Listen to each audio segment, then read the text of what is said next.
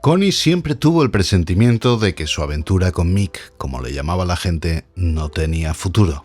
Y sin embargo, los demás hombres no significaban nada para ella. Estaba muy apegada a Clifford.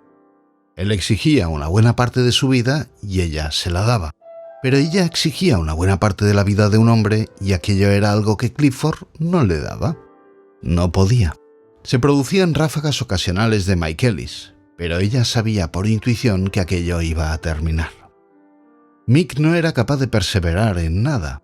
Era parte de su naturaleza misma la necesidad de romper cualquier conexión para volver a ser un perro vagabundo, aislado y absolutamente solitario.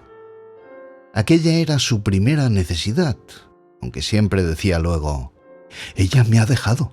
Se dice que el mundo está lleno de posibilidades, pero en la mayor parte de los casos, y en la experiencia personal, se limitan a bien pocas. En el mar abunda el buen pescado, quizás, pero la gran masa parece estar compuesta por caballas o arenques.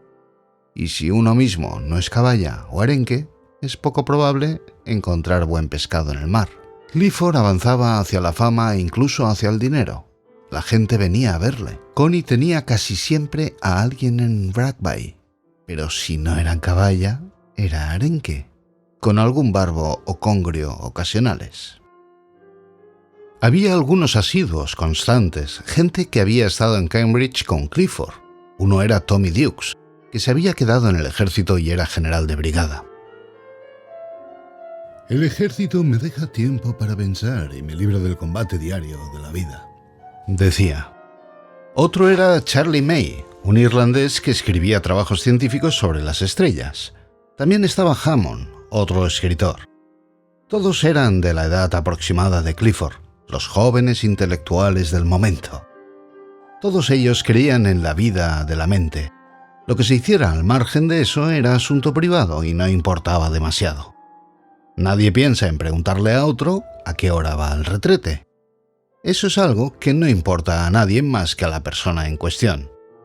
Y así con la mayor parte de los asuntos de la vida ordinaria, cómo se gana el dinero, o si uno quiere a su mujer, o si se tiene alguna aventura. Todo eso solo le interesa a uno, y cómo ir al retrete les tiene sin cuidado a los demás. Lo único importante sobre el problema sexual, dijo Hammond, que era un individuo alto y delgado, con mujer y 2 niños, pero que tenía una relación mucho más íntima con una máquina de escribir. Es que no tiene ninguna importancia. En sentido estricto no hay problema. A nadie se nos ocurre seguir a un hombre al retrete, así que ¿por qué le vamos a seguir cuando se va a la cama con una mujer? Justamente ahí está el problema. Si no nos fijáramos más en una cosa que en la otra, no habría problema. Todo es un despropósito y una falta de sentido enorme. Cuestión de curiosidad mal planteada. Desde luego, Hammond, desde luego. Pero si alguien empieza a rondar a Julia, tú te intranquilizas. Y si insiste, puedes llegar a estallar. Julia era la mujer de Hammond. Hombre, claro. Y lo mismo me pasaría si le da por mear en un rincón del cuarto de estar. Hay un sitio adecuado para cada una de las cosas. ¿Quieres decir que no te importaría que hiciera el amor con Julia en un dormitorio discreto? Charlie May hablaba con una ligera ironía, porque él mismo había coqueteado un poco con Julia y Hammond lo había cortado en seco. Claro que me importaría. El sexo es un asunto privado entre Julia y yo, y desde luego me importaría que alguien trate de meterse en medio. En realidad, dijo el delgado y pecoso Tommy Dukes, que tenía un aspecto mucho más irlandés que May, pálido y más bien gordote. En realidad tú, Hammond, tienes un fuerte sentido de la propiedad y una fuerte voluntad de autoafirmación y quieres triunfar. Desde que me quedé definitivamente en el ejército y me aparté un poco de los asuntos del mundo, he llegado a darme cuenta de lo excesiva que es el ansia que tienen los hombres de figurar y triunfar. Está fuera de toda medida. Toda nuestra individualidad se ha ido por ese camino y desde luego la gente como tú cree salir mejor adelante con ayuda de una mujer. Por eso eres tan celoso.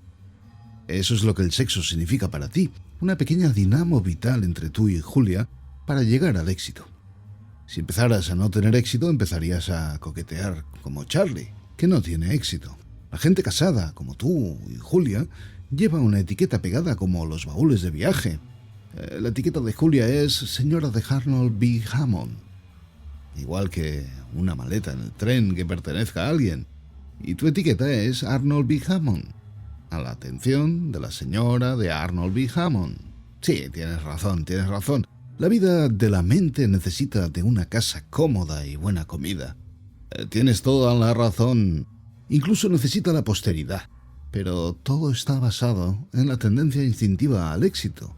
Ese es el eje sobre el que todo da vueltas. Hammond parecía algo picado. Estaba no poco orgulloso de la integridad de su forma de pensar y de no amoldarse a las exigencias de la época, pero a pesar de todo corría tras el éxito.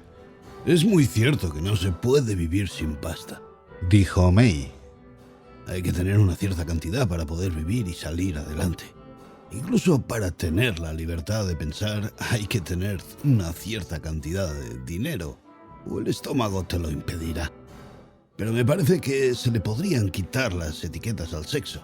Somos libres de hablar con cualquiera, así que ¿por qué no vamos a ser libres de hacer el amor con cualquier mujer que nos incline a ello? Ya ha hablado el celta lascivo, dijo Clifford. ¿Lascivo? Bueno, ¿por qué no? No creo que le haga más daño a una mujer por dormir con ella que por bailar con ella. O incluso por hablarle del tiempo. No es más que un intercambio de sensaciones en lugar de ideas, con que, ¿por qué no? Tan promiscuo como los conejos, dijo Hammond. ¿Por qué no? ¿Qué tienen de malo los conejos? Son peores que una humanidad neurótica y revolucionaria, llena de un odio histérico. Aún así, no somos conejos, dijo Hammond. Precisamente, yo tengo mi cerebro. Tengo que hacer ciertos cálculos sobre ciertos asuntos astronómicos que me importan casi más que la vida o la muerte. A veces la indigestión se me cruza por el camino. El hambre se me cruzaría en el camino de una forma desastrosa. Y lo mismo sucede con el hambre de sexo. ¿Y entonces qué? Y yo que me imaginaba que lo que te traía problemas era la indigestión sexual por exceso, dijo Hammond irónicamente. Eso sí que no. Ni como en exceso ni jodo en exceso. Pasarse en la comida es algo que depende de uno mismo. Pero a ti te gustaría matarme de hambre. En absoluto, puedes casarte. ¿Y cómo sabes que puedo? Podría no irle bien a mi proceso mental. El matrimonio podría atontaría sin duda el proceso de mi espíritu. Y yo no estoy hecho así. Y por eso van a tener que encadenarme a una perrera con un fraile. Es una solemne tontería, chaval. Tengo que vivir y desarrollar mis cálculos. A veces necesito mujeres y me niego a convertirlo en un drama y rechazo las condenas morales o las prohibiciones de quien sea. Me avergonzaría de ver a una mujer por el mundo con una etiqueta de mi nombre pegada encima, con la dirección y la estación de destino como un baúl. Ninguno de los dos había perdonado al otro el asunto de Julia. El sexo sea simplemente otra forma de hablar, en que se ponen en acción las palabras en lugar de decirlas, dijo Dukes. Supongo que es cierto. Creo que podríamos intercambiar tantas sensaciones y emociones con las mujeres como ideas sobre el tiempo y demás. El sexo podría ser una especie de conversación física normal entre un hombre y una mujer. No se habla con una mujer si no se tienen ideas comunes, mejor dicho. No se pone ningún interés en lo que se habla. Y de la misma manera, a no ser que tuviera alguna emoción o simpatía en común con una mujer, uno no se acostaría con ella. Pero si se tuviera... Si se siente la atracción que hace falta o la simpatía necesaria por una mujer, tendría uno que acostarse con ella. Dijo May. Es lo único honesto, acostarse con ella. Igual que cuando se tiene interés en hablar con alguien, lo único decente es tener esa conversación.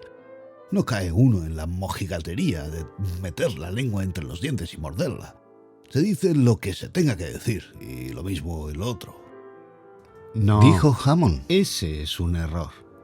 Tú, por ejemplo, May, malgastas la mitad de tu fuerza con las mujeres. Nunca llegarás a donde debieras con un talento como el tuyo. Una parte demasiado grande de él se va por el otro lado. Quizás sí. Y del tuyo se va una parte demasiado pequeña, querido Hammond. Casado o no. Puede que mantengas la integridad y pureza de tu cerebro, pero se te está acorchando. Tu cerebro tan puro se te está quedando tan seco como las cuerdas de un violín. Por lo que puede verse, lo único que haces es taparle la boca. Tommy Dukes estalló en una carcajada. A la carga, cerebro. Dijo: Miradme. Yo no hago ningún trabajo mental puro y elevado, simplemente engarrapateo algunas ideas. Y a pesar de todo, ni me caso ni corro detrás de las mujeres. Creo que Charlie tiene razón. Si quiere andar tras las mujeres, está en su derecho de no hacerlo muy a menudo. Pero yo no le prohibiría que lo hiciera. En cuanto a Hammond, tiene un sentido de la propiedad, así que, naturalmente, el camino recto y la puerta estrecha está bien para él.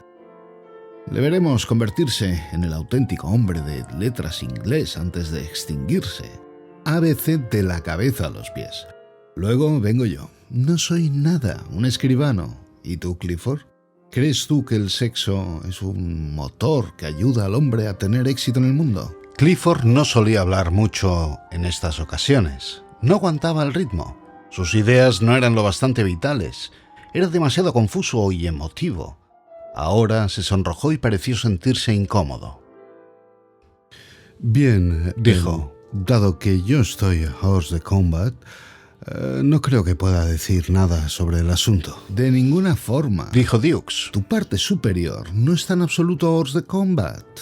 Tu vida mental está sana e intacta. Así que cuéntanos lo que piensas. Bueno, tartamudeó Clifford. Aún así creo que no tengo mucha idea. Supongo que casarse y asunto concluido corresponde bastante con lo que yo pienso. Aunque, desde luego, es una cosa magnífica entre un hombre y una mujer que se quieran.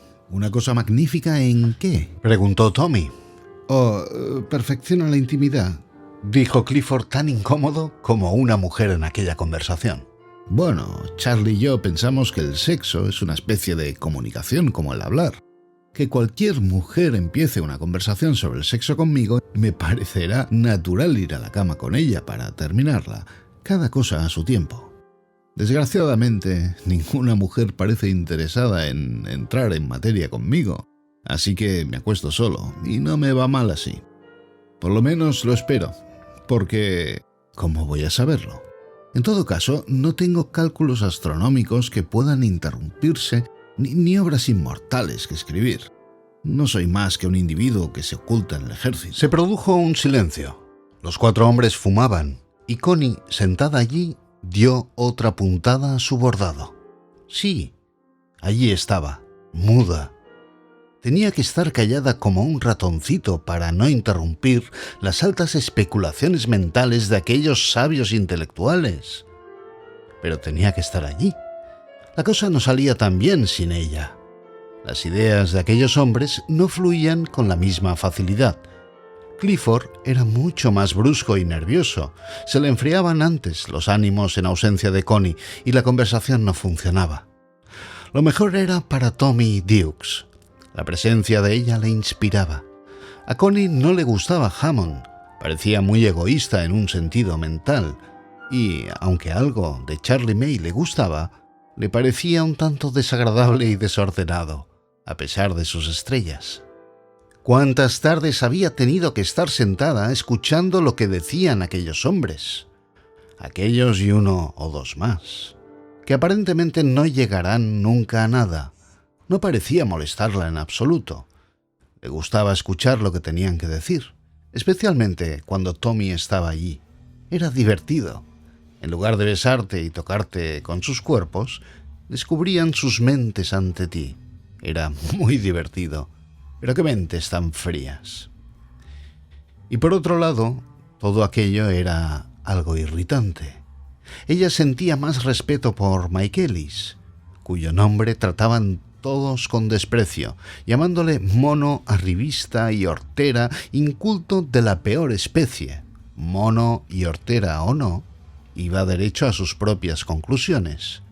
No se reducía a pasearse alrededor de ellas con millones de palabras en una exhibición de vida intelectual. Connie no era ajena a la vida del espíritu, Era algo que la apasionaba, pero creía que exageraban un poco.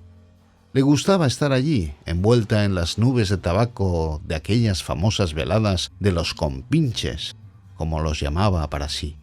Le divertía infinitamente y la enorgullecía que ni siquiera pudieran hablar sin su presencia callada.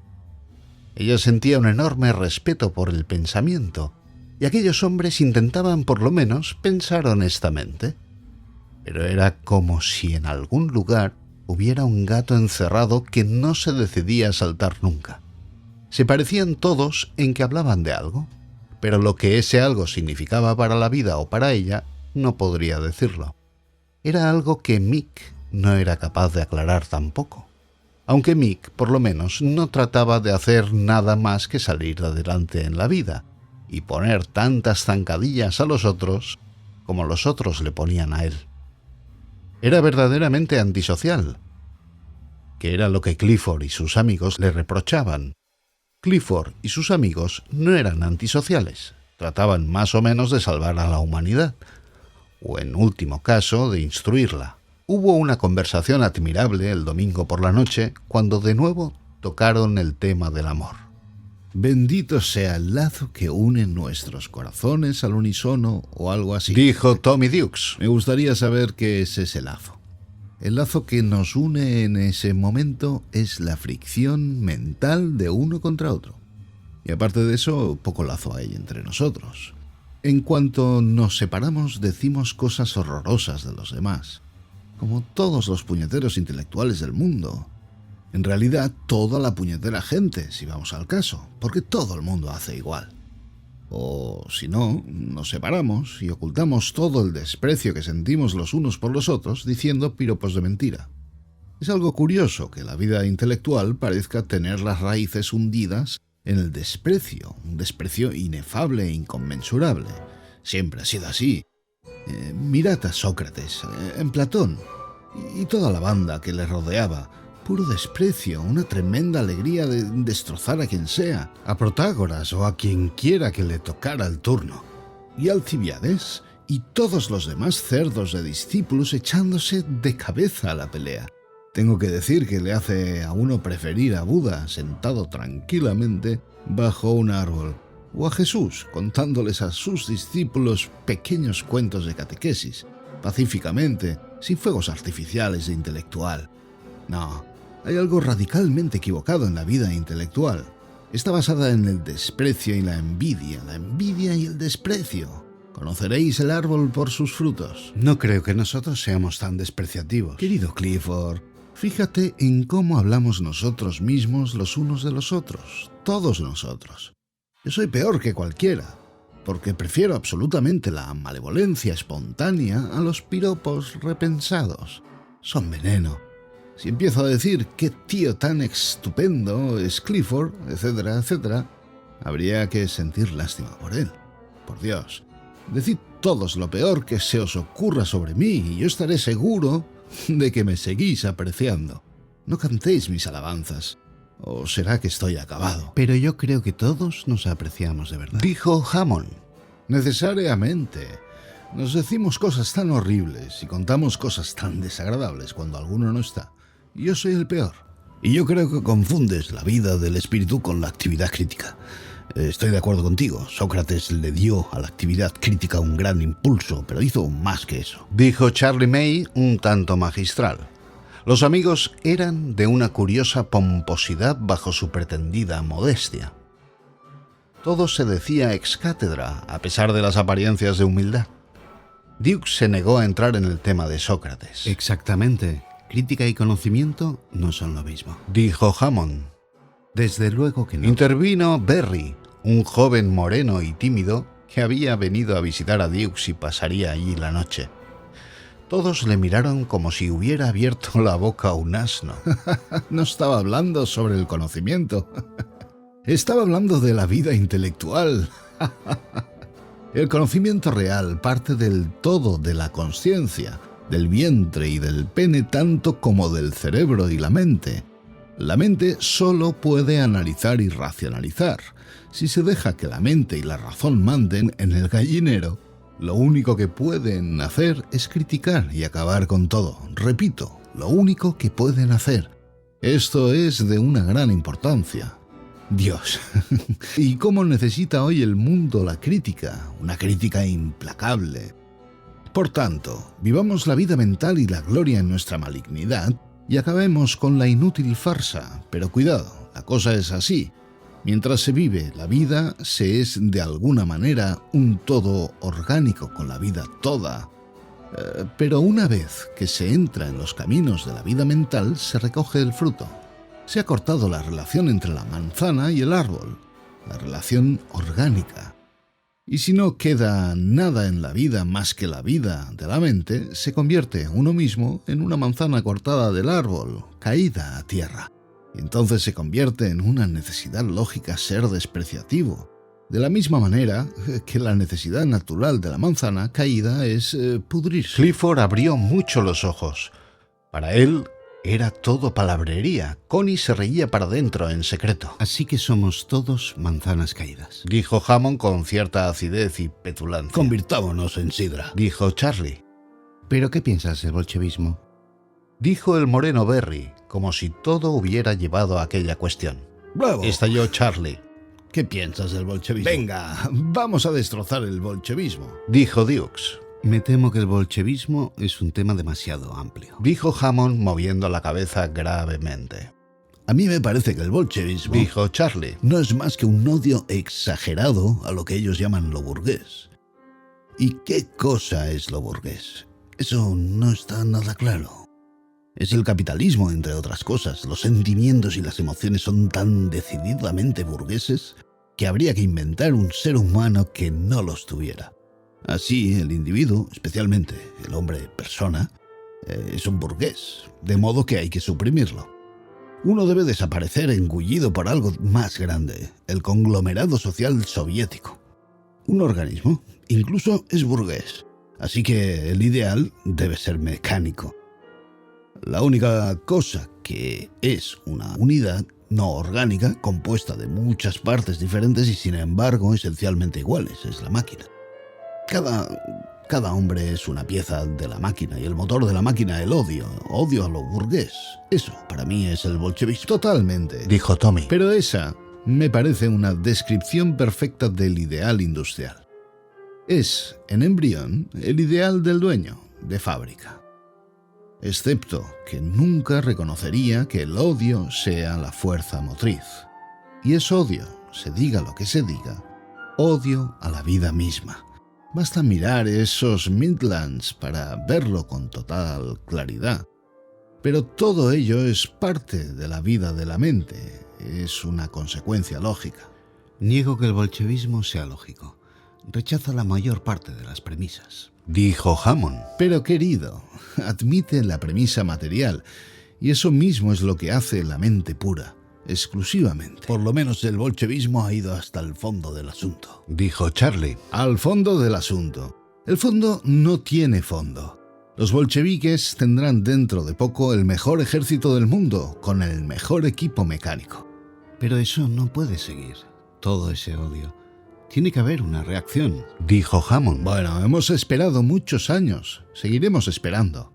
El odio es algo que crece como cualquier otra cosa. Es el resultado inevitable de imponer las ideas a la vida, de violentar nuestros instintos más profundos. Y violentamos nuestros instintos más profundos de acuerdo con determinadas ideas. Hacemos que sea una fórmula la que nos mueva, como máquinas. La mente lógica pretende guiar el rebaño, y el redil se convierte en puro odio. Todos somos bolcheviques, solo que somos hipócritas. Los rusos son bolcheviques sin hipocresía. Pero hay otras muchas maneras de hacerlo, además de la soviética. Dijo Hammond.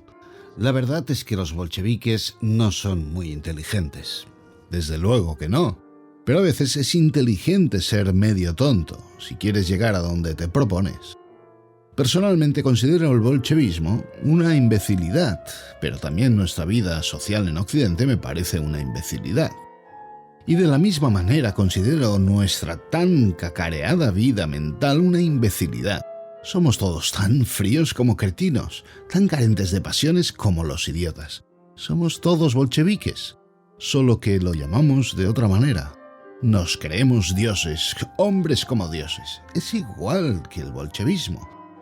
Hay que ser humano y tener un corazón y un pene si queremos librarnos de ser dioses o bolcheviques, porque las dos cosas son lo mismo. Las dos son demasiado hermosas para ser ciertas. En el silencio negativo surgió la angustiada pregunta de Berry. Tú crees en el amor, Tommy, ¿no? ¡Qué muchacho tan encantador! No, mi querubín, 9 veces de cada 10, no. El amor es otra de esas actividades estúpidas hoy día. Chavales que menean las caderas al andar follando con muchachitas de culo estrecho como efebos. Que no se sabe quién es él y quién es ella. ¿Te refieres a ese tipo de amor? ¿O ese tipo de amor que consiste en unir las fortunas para triunfar? Aquí mi marido, aquí mi señora. No, muchacho, no creo en eso en absoluto. ¿Pero crees en algo? Yo, intelectualmente creo en tener un buen corazón, un pene juguetón, una inteligencia despierta y el valor de decir mierda delante de una señora. Sí, todo eso lo dices, dijo Berry. Tommy Duke se estalló en carcajadas. ¡Qué ángel! Si yo tuviera eso... No, tengo el corazón tan insensible como una patata. El pene se me dobla y no levanta cabeza jamás. Preferiría cortármelo de un tajo que decir mierda delante de mi madre o mi tía, que son verdaderas señoras. No te olvides. Y no soy realmente inteligente. No soy más que un vividor mental. Sería maravilloso ser inteligente, entonces tendría uno vivas todas esas partes mencionadas e inmencionables. El pene levanta la cabeza y dice «¿Cómo está usted?» a cualquier persona inteligente. Renoir decía que pintaba sus cuadros con el pene, y era verdad, magníficos cuadros. Me gustaría hacer algo con el mío, Dios. Y uno solo es capaz de hablar. Una tortura más que añadir al Hades. Y Sócrates lo empezó todo. Hay mujeres agradables en el mundo, dijo Connie levantando la cabeza y hablando por fin. A los hombres no les gustó. Debería haber pretendido no oír nada. No les gustaba nada que admitiera haber estado escuchando atentamente una conversación así. Dios mío, si no son agradables conmigo, ¿qué importa que lo sean con el vecino? No, es absurdo. Yo no puedo vibrar al unísono con una mujer. No deseo realmente a ninguna mujer cuando estoy frente a ella, y no voy a empezar a forzarme a que me guste. Santo cielo, no. Seguiré como estoy y viviré una vida intelectual. Es lo único honrado que puedo hacer. Me hace completamente feliz hablar con las mujeres. Pero es algo puro sin remedio.